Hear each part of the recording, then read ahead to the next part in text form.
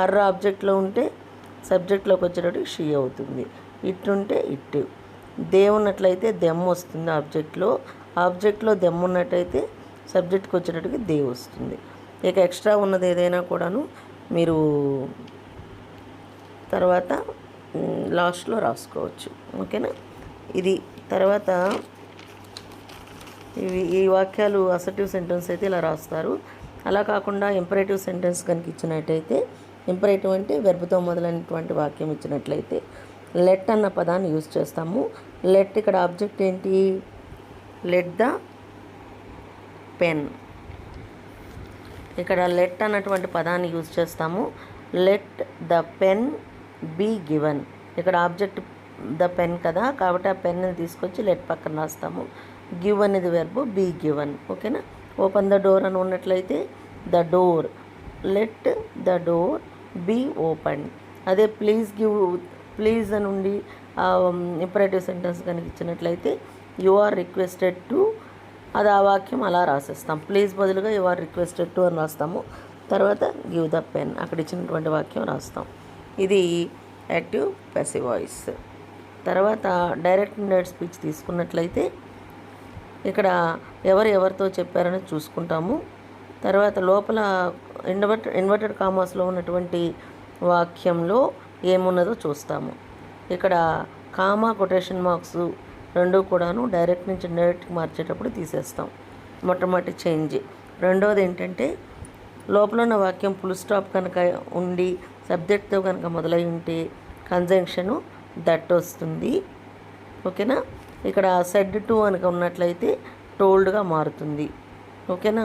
దాని తర్వాత వాక్యంలో ఉన్నటువంటి ఐ, మై, మీలన్నీ కూడాను ఎవరు చెప్తున్నారో వారికి సంబంధించి మారుతాయి.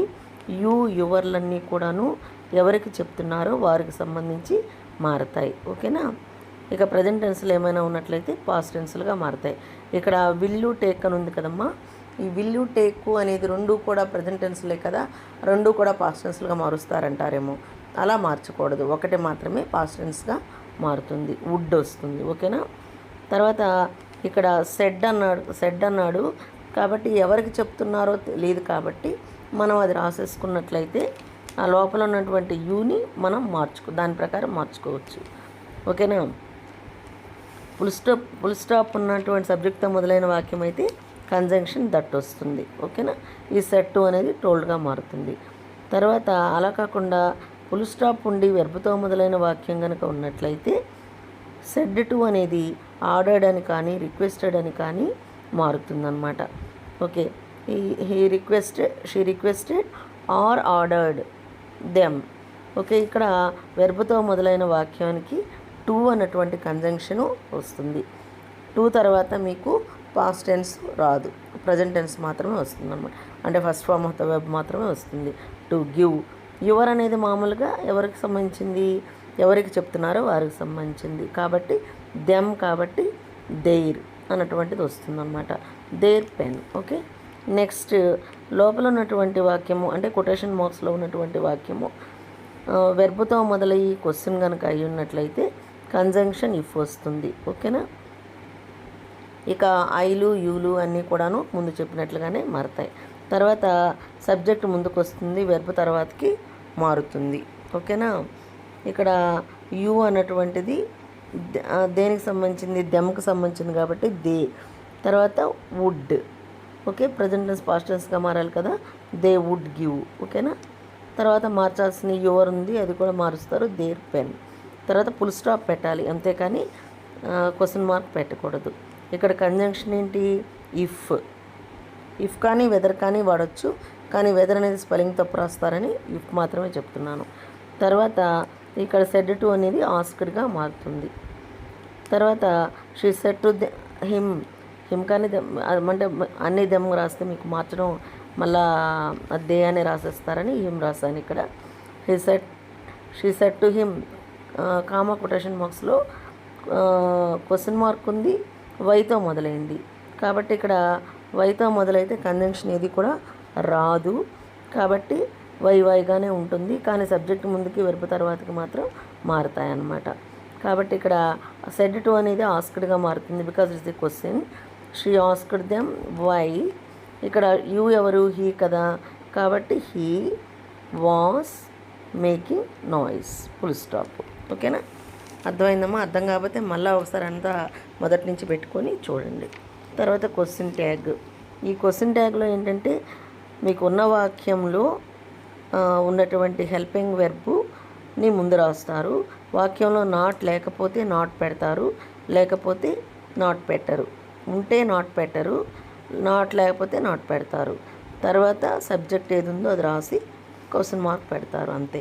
కానీ వాక్యం మొదల్లో లాగా ఇక్కడ క్యాపిటల్ లెటర్ రాదు, స్మాల్ లెటర్ మాత్రమే వస్తుంది. ఓకేనా.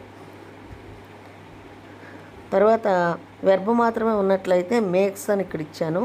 మేక్స్ అంటే డజ్ మేక్ కదమ్మా, కాబట్టి డజ్ అనేది తీసుకొని అక్కడ నాట్ లేకపోతే నాట్ పెడతాం, doesn't subject. Okay, question mark. అదే మీకు మేక్ అని ఉంది, ఇక్కడ ప్రజెంట్ టెన్స్ ఉంది, డూ ప్లస్ మేక్, కాబట్టి నాట్ లేదు కదా, డోంట్. ఇక్కడ ఐ అన్నప్పుడు ఏంటంటే మీకు మనం క్వశ్చన్ చేసేటప్పుడు యూ అంటాం, నీవు అంటే నేను అని చెప్తాడు కదమ్మా, అలాగనమాట. Don't you. ఇక్కడ కూడాను ఐ డిడెంట్ మేక్ ఫుడ్, ఇక్కడ నాట్ ఉండేలా పెట్టాను, ఐ డిడెంట్ మేక్ ఫుడ్ అన్నాము, ఇక్కడ నాట్ ఉంది కాబట్టి నాట్ రాదనమాట. డిడ్ ఐ ఉంది కాబట్టి యూ, క్వశ్చన్ మార్క్ పెడతాం. Let's go to A movie అన్నప్పుడు షెల్ వీ. ఓకేనా. తర్వాత కీప్ క్వైట్ ఉంటే ఇక్కడ యూ అని ఉంటుంది, ఇక్కడ మీకు ఐ అన్నమాట, ఐ కానీ యూ కానీ రాసుకుంటాము. ఇక్కడ ఏంటి కీప్ అన్నప్పుడు డూ కీప్ కదా, కాబట్టి డూ. డూ తర్వాత నాట్ లేదు కాబట్టి నాట్, డోంట్, యూ. ఓకేనా, యూ అని రాసి క్వశ్చన్ మార్క్ పెడతాం. ఇది క్వశ్చన్ ట్యాగ్, చాలా ఈజీ. తర్వాత కంబైన్ ద సెంటెన్సెస్.